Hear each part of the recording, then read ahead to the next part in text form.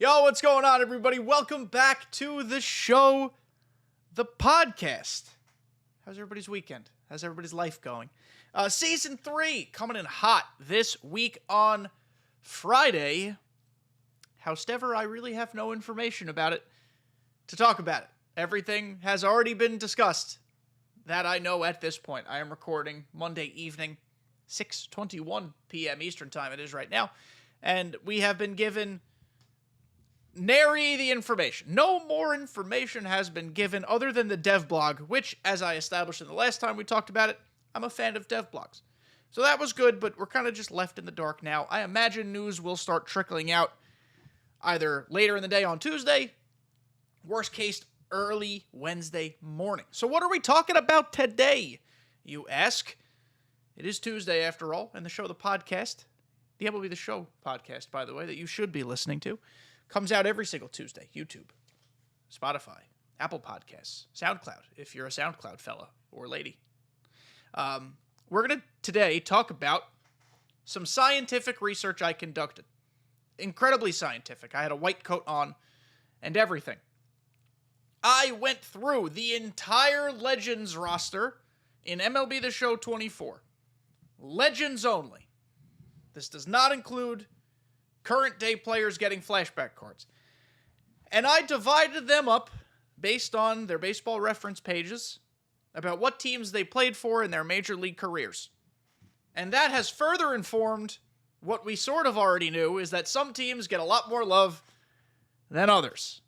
So today in this episode, we're going to go over that spreadsheet.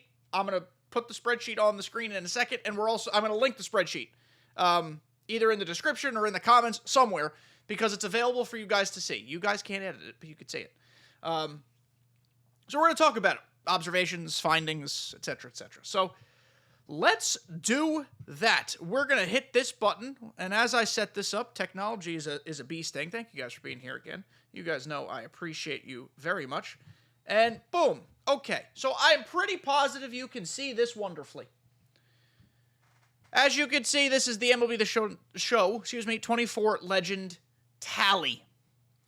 A couple things I want to point out before we begin going into this. I'm not necessarily going to read each team player by player. You guys have eyes. You guys can read. That would also not be a fun podcast episode of me literally just listing names over and over again. So don't expect me to do that. If you are listening on Apple and Spotify, I love you. You will get value out of the conversation we have. But if you do want to see the list, come over to YouTube. You can either watch this video or you can click on it, like I said, down below. I did this by myself. Not that it was a huge lift, but I didn't have anybody fact-checking me. So if you guys see any errors, I promise I took my time on this. I didn't rush. But if for some reason you see something that does not make sense, or you need clarification, or you think I made a boo-boo, please comment down below. I will fix it. It's easily fixable. It's a Google Doc. It's not hard. This also is going to count players who had like 4 at-bats with a team. It's up to you if you think that person belongs on the theme team, like Mike Piazza with the Marlins, but technically he was a Marlin. So, spoiler alert, Mike Piazza is listed with the Marlins. Things I would think we can take away from this. Obviously, SDS favors maybe not big market teams per se, but certainly teams that have a lot of attention and a bigger fan base, for sure. They also don't do a great job with newer teams, expansion teams. Those teams haven't been around as long, for sure, and their histories maybe are not as successful, but they clearly don't really care a lot about those teams. The other thing I want to say, that this research really, it informed, or it hit the, what am I trying to say here? It confirmed the things I thought I was already informed of, for the most part. But it also showed me just, like, how little love some of these teams get. Like, there are 190 plus legends, apparently. I used Showzone for this. So shout out to Showzone as always. In my humblest of opinions, at minimum, every single major league franchise should have a legend per position on the field and then a handful of pitchers. You can't do a full rotation, full bullpen, of course. Maybe like 2 starters, a reliever, 2 relievers, something like that. At minimum. That's cool for theme teams. You know, I get comments a lot of the time. It might continually be from the same person, and I'm not angry at this person, but this is a good venue to talk about this.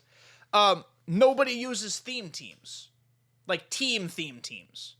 You know why they don't? Because SDS makes it very difficult, if not dumb, to use them. Because if you try to use them in like an actually competitive sense, you are undermanned, depending on the roster you use, depending on the team you are a fan of. For the health of online play and for the health of variety and the health of this and the health of that, there are plenty of people who play this game who just want to use players from their favorite teams. If you're a competitive player, maybe you don't think that way, but people who play semi-competitively are not the only people who play this game. By far, we're the minority. There are plenty of people who want to play with their favorite team, and they simply cannot do that a lot of the time. So I'm going to go team by team, and again, not name every player, but kind of gives observations about each one, things that surprised me. When you start with the Diamondbacks, and we'll see this theme a good bit with the Rockies, a little bit the Marlins, actually not so much with the Marlins, but like expansion teams. There's not a lot of homegrown. The only homegrown player on the Diamondbacks list is Brandon Webb. And Brandon Webb, it's so unfortunate what happened to his career. But as you can see, I mean, these are guys who played for other teams and had like a quick, like Troy Gloss was there for a year. Dontrell was there for like a couple weeks. Adam Dunn was there for a year. Clark for a year. Sexton for a year. And now I support the inclusion of players like Adam Dunn and Richie Sexton and Steve Finley, who played for a bajillion teams. Because that's cool. That's what makes it easier to build theme teams. That's why I'm so in favor of going after guys who had good MLB careers, maybe not great, but good ones, and they were kind of a little bit of a journeyman. They played a bunch of places, and they could just help fill out the theme team roster. That's why I like those guys so much, and it helps when Steve Finley's swing is really good. But going back to my original point, the Diamondbacks, other than Brandon Webb, have nobody homegrown on their Legends roster. I don't really know what that looks like at this point, and I don't know if I'm necessarily making an argument here. I am just making a comment about that. Does that make sense? Diamondbacks fans, what do you think? When you look at the Braves, I actually learned quite a bit here. I guess not learned quite a bit, but remembered quite a bit. Totally forgot for a hot second that Troy Gloss was a Brave. Vinny Castilla as well. Their Legends roster is very pitcher heavy. 1, 2, 3, if we're counting relievers. 4, 5, 6. Phil Niekro, of course, not in Diamond Dynasty, but technically he's in the game. Babe Ruth, sort of a pitcher. 7, 8, 9. 9 pitchers. And then, do they have enough for a full team? Chipper at third, Cepeda at first, Aaron in right, Matthews at third, Torrey catching, Sheffield can play left, third or first. They can almost do an entire team. The Braves are done well. You could do almost a full starting 9. I think you can if you play with the positions a little bit. It's just hard to do it without it in front of me. You could do 1, 2, 3, 4, 5 starters and then a bunch of relievers. You have a team. This is what every team's roster should look like. The Orioles, I'm sorry. I don't know why I said the Cubs. The Orioles. Their roster's really good, too. I mean, like, you look at the historically older rosters, they have more players. The Red Sox, I'm pretty sure, that's 34 minus 1, so 33 Legends. I'm pretty sure that's second most, because you guessed it, the Yankees have 44 Legends. So, yeah, the Red Sox have the second most. Ooh, somebody just came on to the... Hello, anonymous... Orox? What the hell is that? Somebody just came into the thing. See, it's live. It's on the internet. You can find it on Twitter. Another comment I wanted to make here, because the Red Sox have some randos. Ian Kinsler was a Red Sox for a minute. Mike Cameron, Ricky Henderson, Brett Saberhagen. Maybe that's less rando, but still in my head kind of rando. Fergie Jenkins, had no idea. Grady Sizemore, Gagne, Bichette, Tony Clark, Carlos Pena. Teams that are willing and consistently spending money in free agency, whether it's for one-year deals or multi-year contracts, are going to get more legends in this game. Why? Just because of the player movement that goes in and out. Look at the amount of guys on the Red Sox you'd classify as a journeyman. Kinsler, kind of a journeyman. Mike Cameron, successful career, journeyman. Ricky Henderson, Hall of Famer, journeyman. Lee Smith, journeyman as a reliever. Grady Sizemore, journeyman towards the end.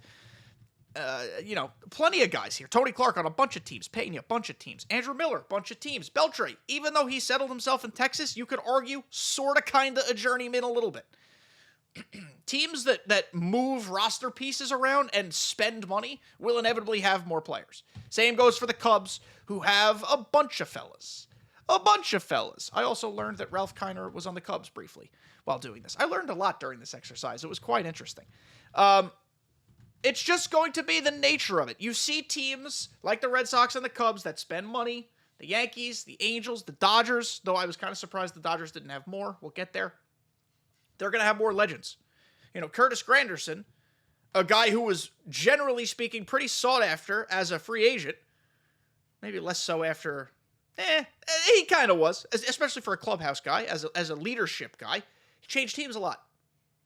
So if SDS wants to go after guys who change teams a lot, that's cool. I like that. Again, just reiterating that point. The White Sox, nothing really to report here, I suppose. The Reds, nothing super crazy to report, though I forgot Dontrelle Willis was there until his common card came out for the Moonshot event.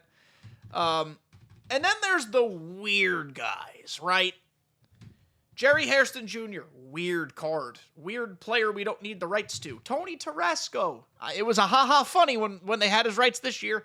We don't need them. We could lose the rights to Tarasco. We could lose the rights to Hairston. And with all due respect to Ken Griffey Sr., I don't know anybody who uses his card either. We could throw those rights away. But the Reds have a few of those types of players. Cleveland got a nice boost with the surprise addition of CC Sabathia this year. He was not in the Show Zone article I read, so I made sure that I remembered to add him because CC is obviously back. Another really strong roster to use. They don't quite have every position you need, but they got a lot of them. A lot of pitchers on this team. Sabathia's a pitcher. That's 1. Eckersley, 2. Necro, 3, but again, you can't use them, so we'll take them out, so 2. Feller, 3. Newhouser, 4. Cy Young, 5. Satchel Paige, 6. Blyleven, 7. Cliff Lee, 8. Kerry Wood, he's a reliever, but 9. Andrew Miller, 10. 10 pitchers. It's a lot. Then we go to the Rockies, who have, obviously the top-level talent. Larry Walker, or Matt Holliday, who I also recently learned, even before this exercise, spent more time in St. Louis than Colorado. I don't know why that blew my mind like it did. Obviously, that's true. I just pictured him in Colorado for longer. But Walker, Holliday, and Helton. You got your guys. You could argue Bichette's in that conversation as well. So is Vinny Castilla. But, Andres Galarraga would be cool. Or the problem with Colorado, which will forever be a problem with Colorado, is the pitching situation. So you have Saberhagen. You have Roy Oswalt. We had Mike Hampton previously. I think SDS needs to do a better job of getting guys who even spent a quick minute in Colorado who had good careers. Or Ubaldo Jimenez, a prime Ubaldo card to be sick, maybe. Depending on his pitch mix, I suppose. But he was lethal when he was there. Of course, all of these rosters can be supplemented and augmented based on the flashback cards that current players get. I know that, but we're talking strictly legends right now because that's all I took into consideration for this page. The Tigers, they have a good mix. I know a lot of people want to pair Alan Trammell with Lou Whitaker up the middle. I hear you. They just have a lot of good legends. The Astros, I thought they'd have more, but I guess their history has been kind of rocky until the past decade, so I suppose I get it. Though we are missing guys like Lance Berkman clearly would be huge. He'd be a lot of fun to have. There are other pitchers, Roger Clemens, that we could get that would also help. Here's one that I was super shocked at. The Royals only have 1, 2, 3, 4, 5, 6, 7, 8, 9, 10 players.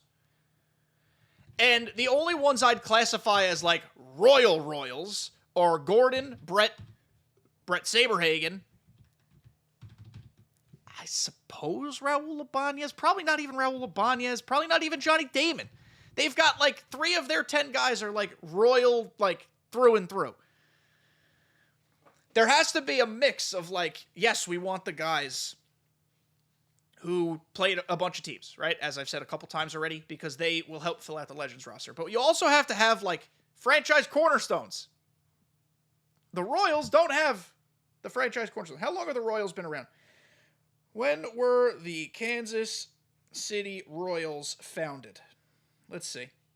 1969. Nice. So they've been around. I mean, they're not the oldest team on earth, but they've been around and they've won some stuff. I don't know. It was just surprising to me. Maybe I thought they were older. I don't know. What do you guys think? Moving on to the Angels, who've had many names. I think they're lacking. Excuse me. I don't know why my voice cracked like that. Lacking some people. Garrett Anderson comes to mind. Chuck Finley as a pitcher comes to mind. Francisco Rodriguez comes to mind. Like, we're clearly lacking folks here.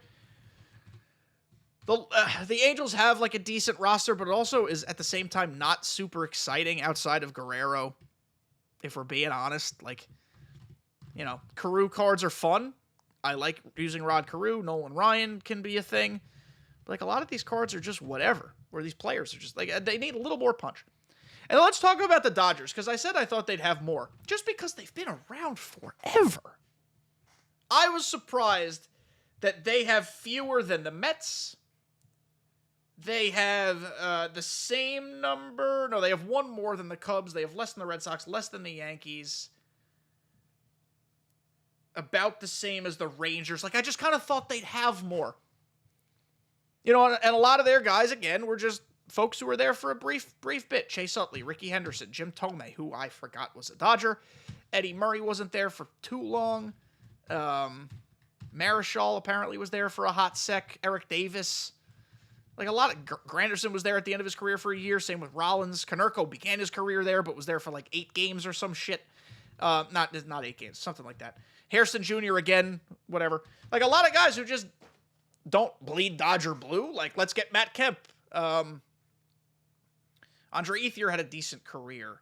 Eric Karros, I think still... Does he still work at MLB Network?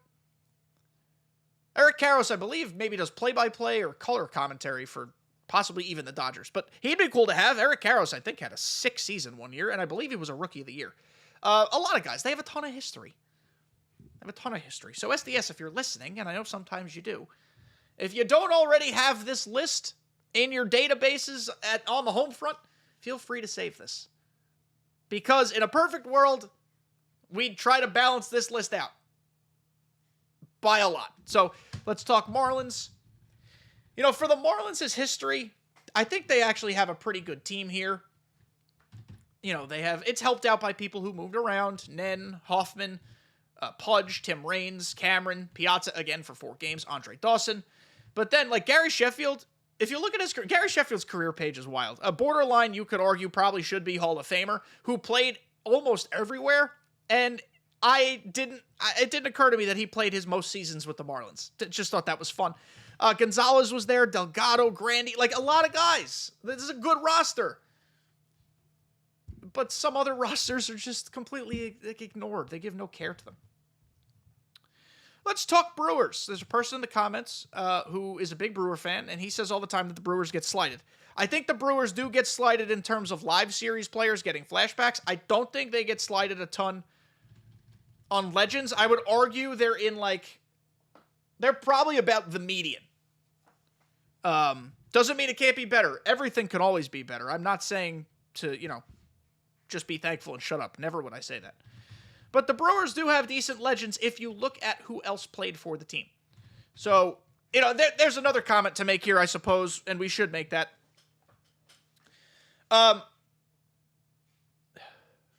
There are some people who only run theme teams if the card is wearing a Brewer jersey. for example.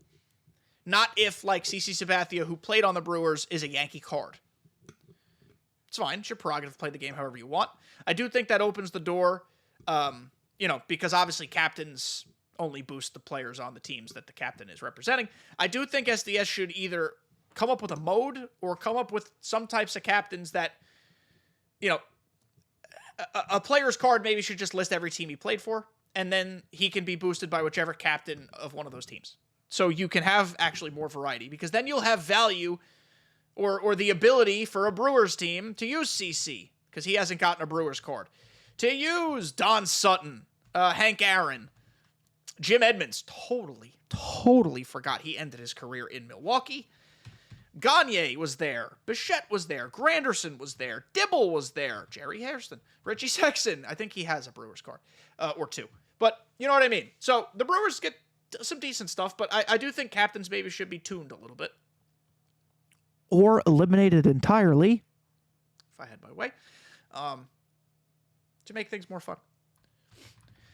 The Twins, I was surprised, didn't have more. I should have also looked, while I was doing my research, when all these teams were founded. Because I know the Twins were also the Senators.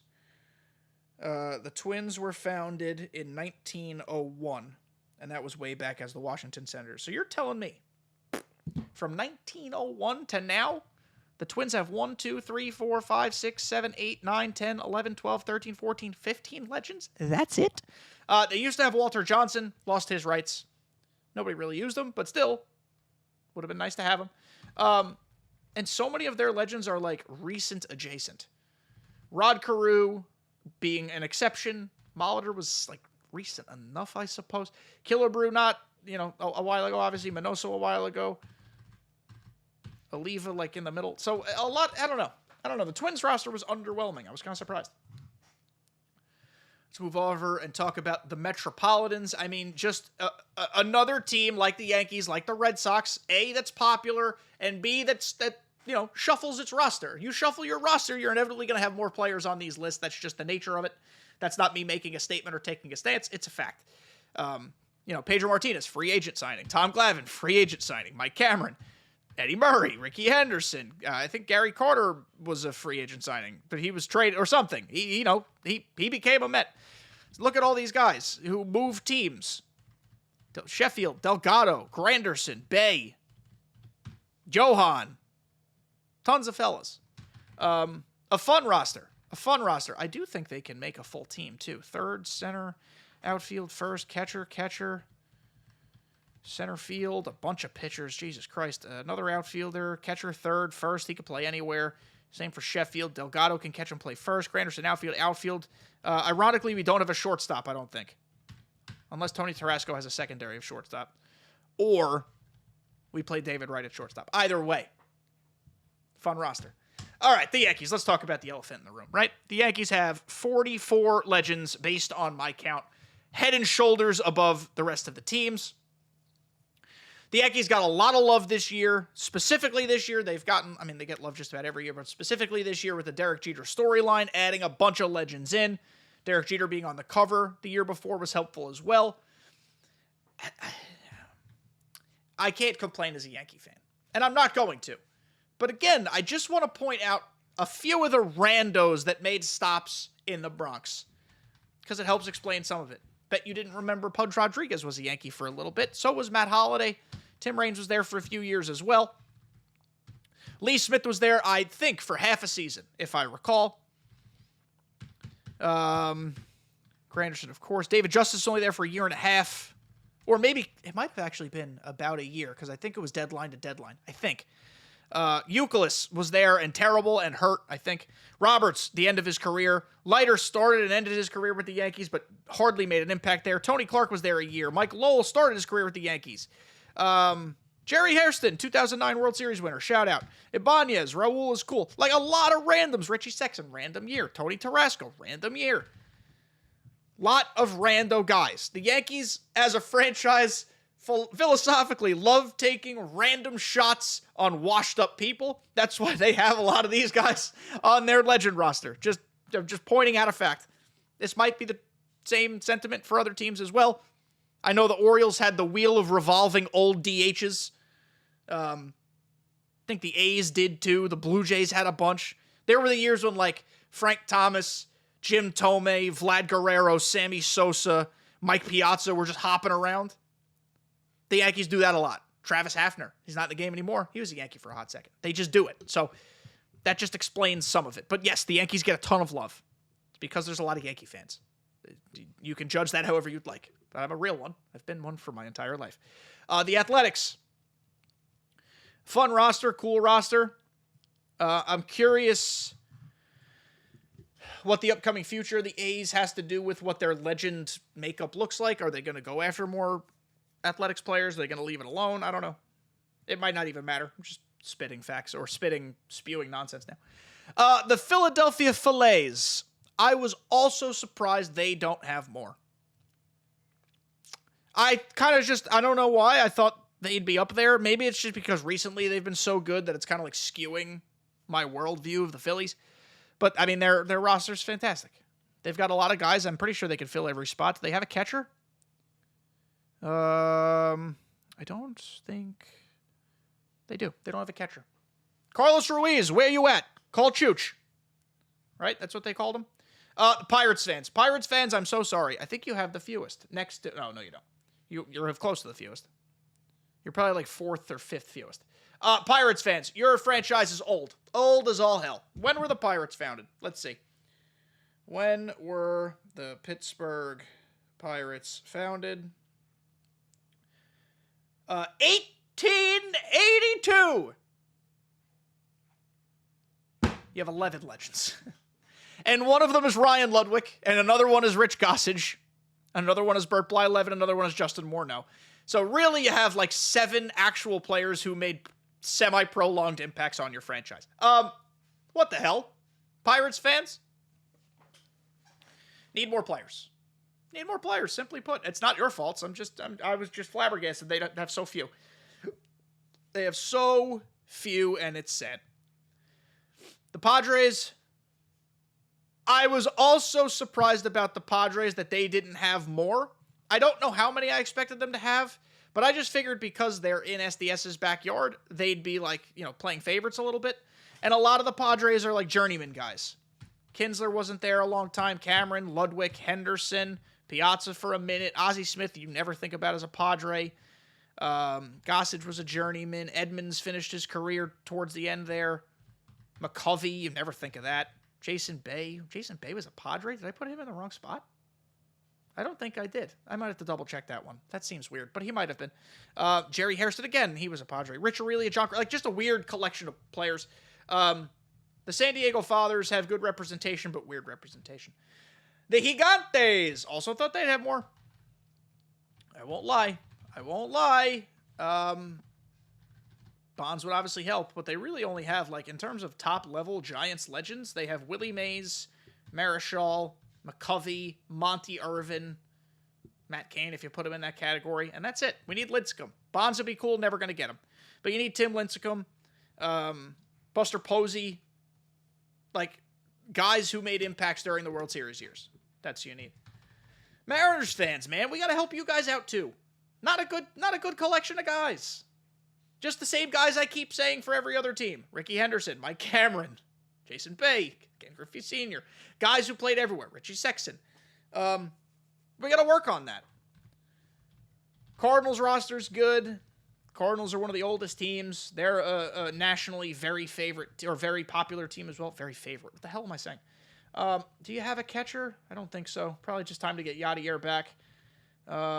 Yeah, no catcher. You need Yachty back. Catcher is going to be the big linchpin for all of them because that's either the toughest one to get because some franchises just never really had incredible catchers like that. And that's like the position you can't fake when you're doing a theme team. It's very hard to put someone out of position. The Rays. Man, we got to talk about the Rays. This one is worth talking about. So your legends. Wade Boggs got his 3,000th hit with Tampa Bay. That's cool and important. Big historical moment for the franchise, not taking anything away from that. Greg Vaughn, never associate him with the Rays. Grady Sizemore, Johnny Damon, Vinny Castilla, Troy Percival, Carlos Pena had some massive years with the Rays. 1 or 2 massive years with the Rays. So, of that list, Boggs and Pena are the cool ones.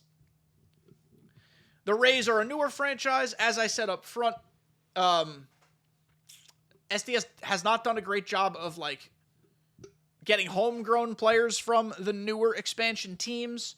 None of these players, I don't think, none of them are homegrown. None of them. The Rays do not have a single homegrown legend.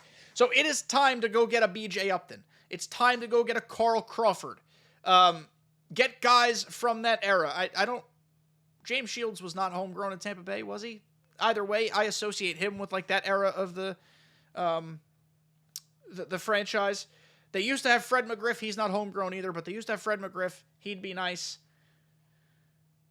There are guys in that franchise that couldn't be that hard to obtain. And they should go get them. Because the Rays, Rays fans, what the hell do you do with this? How do you even have fun playing this game?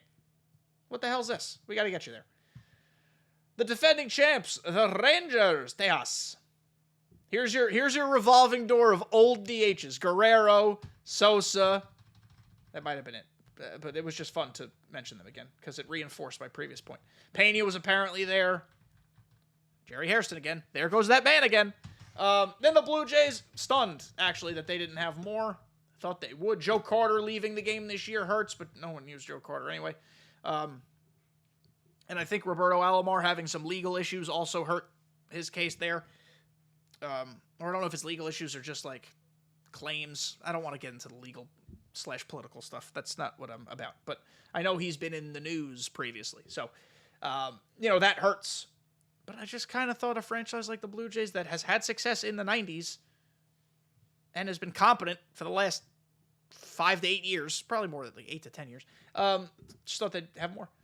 And then the Expos/Nationals have a good bit. Not a thrilling collection of players, but you have some of the legacy guys that are important, like Randy and Pedro and Walker, and Guerrero, of course. Don't forget that Pudge was there for a hot sec. I think he finished his career with the Nationals, actually, 2 seasons. Dawson. It's a lot of legacy players. Ryan Zimmerman coming back would be huge. That would help a lot. Jason Worth. Jason Worth would be super cool. How cool would Jason Worth be? He'd be on a few teams. He'd be fun. I am officially jump-starting the Jason Worth for MLB The Show 25 campaign. Consider the flag planted in the ground. I'm beginning it now. Cool, but not great, but the legacy players certainly help. So, what did we learn from this? I learned that I can make a legible Google Doc sheet thing. I learned that being a Yankee fan like I am is actually disgusting, so I apologize, and I'm trying not to be an elitist about this, because I don't want to be, and I never want to be, but yeah, this is kind of gross that the Yankees have 44 legends, and the next closest has 33. That's kind of disgusting. It is kind of gross. But maybe these new storyline things they're trying to do, like the Derek Jeter one, opens the door for more. Maybe there's a David Ortiz storyline. Maybe there's a Manny Ramirez storyline, a new legend, players that crossed his path. I've talked about postseason storylines, and this would pain me to my core, but if they wanted to do a Red Sox reverse the curse storyline, you bet you'd get more Red Sox. Same thing goes for the Cubs, breaking their drought of 100 years or whatever the hell it was. The Big Red Machine, they could get a 6 storyline. You could do it for just about any team. The Diamondbacks winning that World Series against the Yankees. The Rays, they can't really have a cool storyline. They've yet to accomplish much of anything yet. Evan Longoria. Do we not have Evan Longoria? Did I miss him? Oh, he's not technically retired yet, I think. Or he just retired or something. You know what I mean? There are opportunities to get new legends in this game. At worst, I just want SDS to level the playing field a little bit. I don't know if we need to take away from others to give to others. I just think we need to add to the ones that clearly need to be added to. So let me get out of this. I apologize for the zaniness you're about to look at for a second if you're on YouTube. But that's where we're at. That was my scientific project I did today. I hope you appreciated my research. I have hung my lab coat over there. Retired it until the next time I need it. If you guys have any thoughts on this, if I need to make corrections, please let me know. Do you think this research was valuable? Do you think it was a waste of my time? I don't think it was a waste of time, but just let me know. I appreciate your thoughts. We will talk about Season 3 next week because, as I said, I had nothing to talk about today, so we'll get there. I promise. I don't know if I would classify myself as excited for Season 3, but we'll see. I won't really know until I get kicking with it. So Friday night, I'll play around. Saturday, I'll play around, and we'll see where we're at. But that'll do it for this episode of the show, the podcast. I hope you guys have a great week. Enjoy your grind if you choose to do it. Love you all. I'll see you next time.